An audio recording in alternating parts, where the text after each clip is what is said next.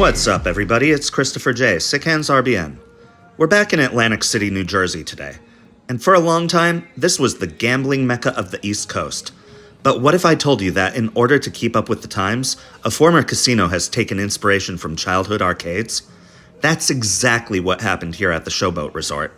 This casino originally opened in 1987, but closed down due to financial difficulties in 2014. And in 2021, they announced that they would reopen their gigantic gaming floor, but as the East Coast's largest video game arcade called Lucky Snake. I originally visited down here back in 2022, and at the time, I was impressed with how many different games they had. They absolutely filled the ground floor with as much as possible. There were a ton of modern games, ticket games, retro classics from the 80s, and the old poker room had been turned into a pinball gallery featuring dozens upon dozens of machines. As the years have taken their toll, though, the games have dwindled in numbers. Arcade machines have fallen into disrepair, they've been left on the floor out of service, or worse, they just disappear never to return. Now, there are next to no retro games left on the floor. The pinball gallery has been reduced to about 15 machines in all, about half of which are working at any given time. And there's a wild amount of empty space. What caused this? Well, in late 2023, Showboat's other major project finally opened to the public, the Island Waterpark. And that's their new cash cow. People might just wander in for the arcade, play a few games, and head back out, but the water park? That's a family destination. That's the sort of thing people book hotel rooms for. What a coincidence. Showboat just happens to offer water park and overnight stay packages on their website. And so it goes. Once that water park opened up, management just seemed to stop caring about the arcade itself altogether. The room which used to house the retro games is now completely closed. Dance Dance Revolution and Pump It Up have totally disappeared. Even some ticket games are unplugged and turned off. It feels like everything else is just an afterthought. And so, here we are at the end of the 2025 summer season, and we're taking a walk through the place. It's still got that casino razzle-dazzle, but something just feels off. It's not the same. I wonder how much longer they're going to keep this as an arcade. And considering how I'm starting to see some converted slot machines and video poker machines start to creep back out on the floor, I'm thinking it might not be too much longer. With all that said, let's take a look around and see exactly what's going on here. Come on in.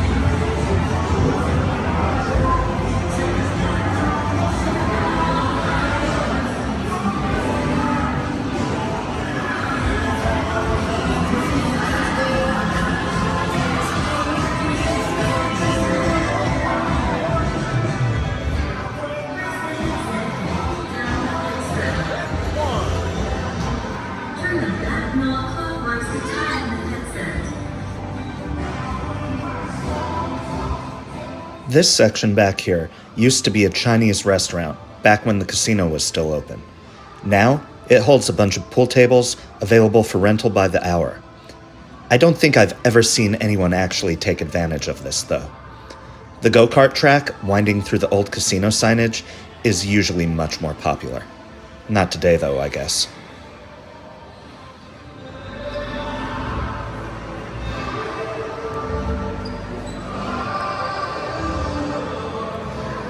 And one of the things that can be said about Lucky Snake, and Showboat management for that part, is their willingness to throw just about anything they can at the wall and seeing what sticks. Case in point, they just opened up this section back here with an inflatable bounce park and a ninja course for young kids. They also appear to have moved a bunch of their overflow games into this section as well. Now, whether or not this is actually going to be popular at all remains to be seen.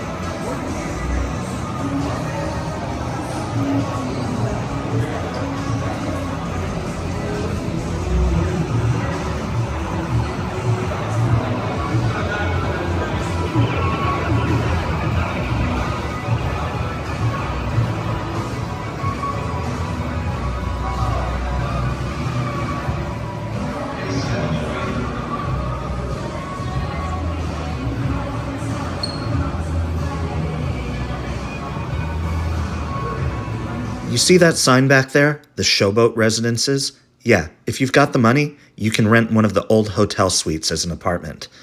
And of course, a place this big doesn't just limit the arcade to the casino floor. They've got a few racing games in that corner, and I don't think they've been working right since the last time I filmed a walkthrough here. But then, they just lined the rest of the hallway with a ton of claw machines. So many claw machines. It's ridiculous. I think they might have actually outdone round one in sheer number of claws.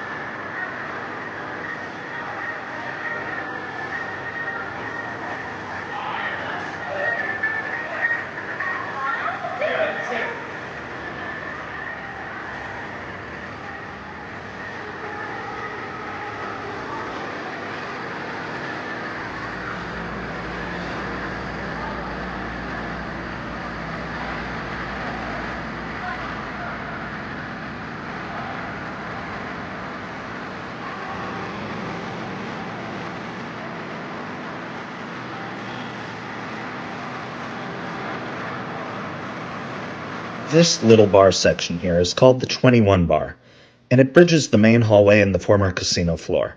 And as of 2025, this is where they've moved the remainder of the pinball gallery. What originally started as a poker room full of classic machines is now reduced to 15 or 20. They've got a lot of good stuff, don't get me wrong, but just about every single pinball machine they've got here has some sort of problem with it. Whether it's flippers not working, balls not launching, plungers broken, games not starting, spinners missing, it's kind of a hot mess.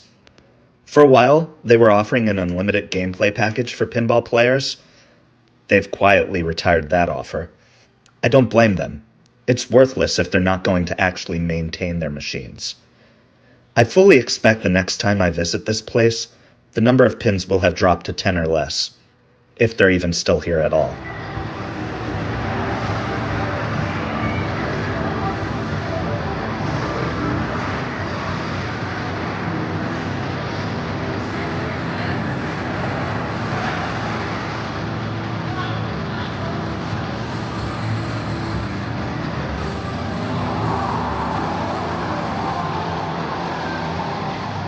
Oh yeah, can't forget to stop and say hi to the one remaining rhythm game left over here.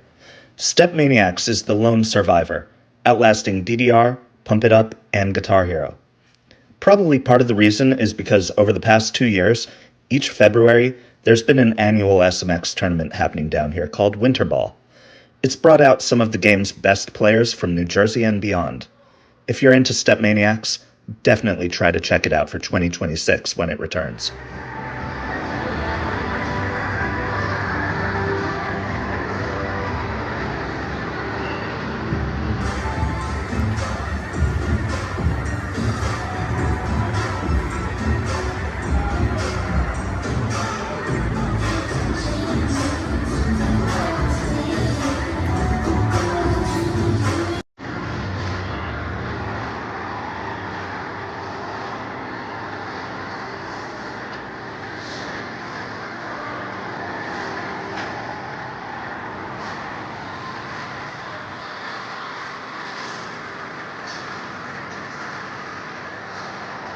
Now, one other thing I want to mention.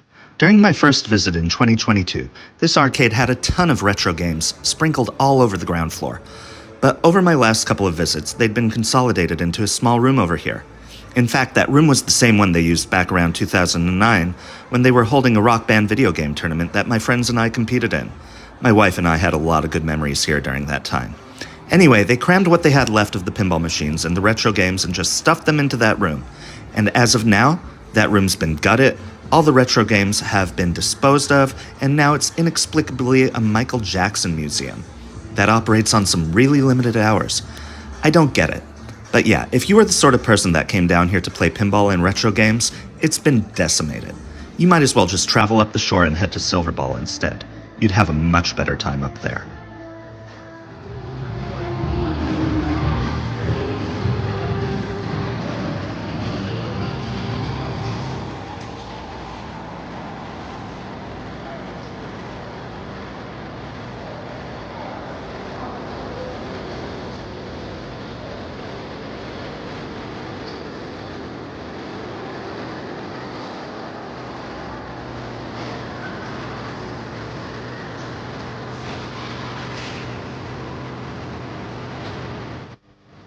This section is weird. It's kind of just a catch-all. Yeah, there's still some claw machines poking around the edges. Then you have a roller skating rink.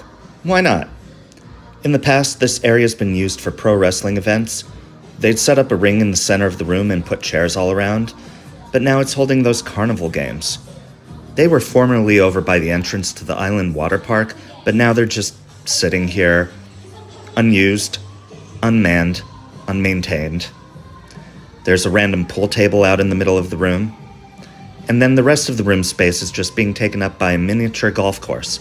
And, credit where credit's due. It's cute. You've got little Pac-Man, you've got some Tetris pieces. It's cute. You can grab a golf ball from the self-service vending machine, or, if you've got your own, bring your own. Who's gonna say anything? And although there used to be some arcade games mixed throughout this area, right now, it looks like the only remaining holdout is this one single twister machine up against the sidewall. Hold on to your spots to stay in the game.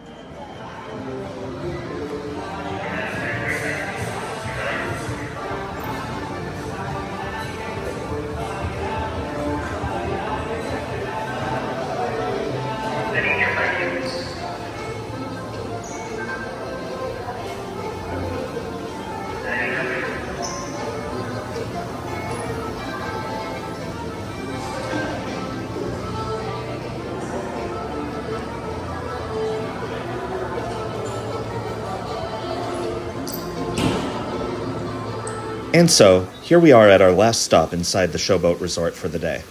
We're checking out the Island Waterpark. Technically, this was our entire reason for visiting. Although we hadn't been to the Showboat since 2024, since I had registered my game card the last time I was here, Lucky Snake sent me an email offer for a free ticket. And who am I to turn down some splash time? I might give this place a lot of crap for how they've let the arcade suffer, but truth be told, this indoor water park really is nice. They don't have a ton of slides, and they're missing the obvious wave pool that every other indoor water park seems to have. But with that said, I always end up having a great time in here. Their lazy river is warm and great to relax in. My daughter always has a great time in the kids section.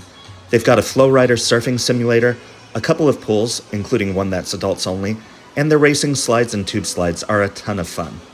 Now, when the water park originally opened up, they treated parts of it like an expansion of Lucky Snake. There was a small arcade section inside here that had games like Dead Storm Pirates, StepManiaX, and Twister, and I guess it didn't take them too long to figure out that wet bathing suits, bare feet, and full-body motion games didn't mix all that well. Now, inside the water park, what used to be the arcade area is just additional seating for the food court, and all that remains of the games are this small handful of play-till-you-win claw machines. Outside of the park's entrance, they used to have even more games out there, like those carnival games that I pointed out earlier. Well, now this entire area has been gutted as well. The only thing that's left over here is a single big one claw machine that's turned off, and in grand throw spaghetti at the wall tradition, they've added a panning for gold attraction. You know the sort. Buy a bag of dirt, rinse it off, and discover hidden gems within. Yeah, somehow I don't see this doing all that well either. That about does it for our 2025 tour of the Showboat Resort, the Lucky Snake Arcade, and the Island Waterpark. What do you think? What are they doing right, and what are they doing wrong? Let us know in the comments below. And if you enjoyed this video, please make sure you give it a like and subscribe for more arcade content.